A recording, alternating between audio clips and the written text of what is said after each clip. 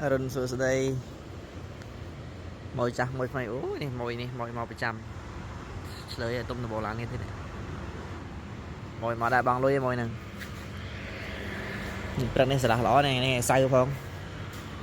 bọn anh chơi mà đây cái phong xong mà đây cái này bắt tục nhom bay nhai bằng vỏ này mồi này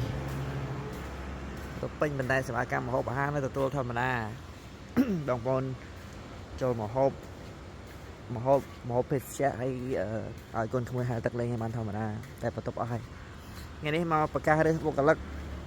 ខ្ញុំត្រូវការអ្នកជួយការងារ3នាក់បងប្អូនត្រូវការបុគ្គលិកផ្សេងៗអញ្ចឹងបងមីងត្រូវការងារអញតាក់ទងមកសួរនាំបាន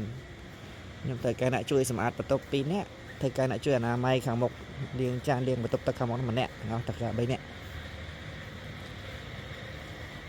ធ្វើការចន្លោះពី8ម៉ោងទៅ10ម៉ោងបងប្អូនក្នុងមួយថ្ងៃចូល7ព្រឹកចេញ5ល្ងាចហើយប្រាក់ខែជូនបាន250 DO បានមួយខែ2ថ្ងៃ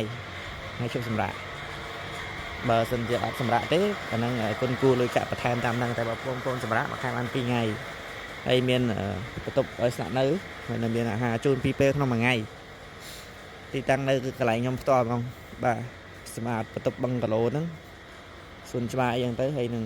លាងចានលាងស្ព្រាអីចឹងទៅអញ្ចឹងបងស្រីមីងមានតម្រូវការយកចាប់ពីអាយុ25ឆ្នាំឡើងទៅក្មេងពេកអត់យកទេការងារណាមក25ឆ្នាំទៅ35ឆ្នាំចឹងមកមានតម្រូវការចាប់អារម្មណ៍ការងារអាចតាក់ទងសួរនាំមកបានបាទអរគុណជម្រាបលាថ្ងៃហ្នឹងអត់មានអីទេតែប៉ុណ្ណឹងទេអត់មានប្រម៉ូសិនអីទេថ្ងៃហ្នឹងរើសបុគ្គលិក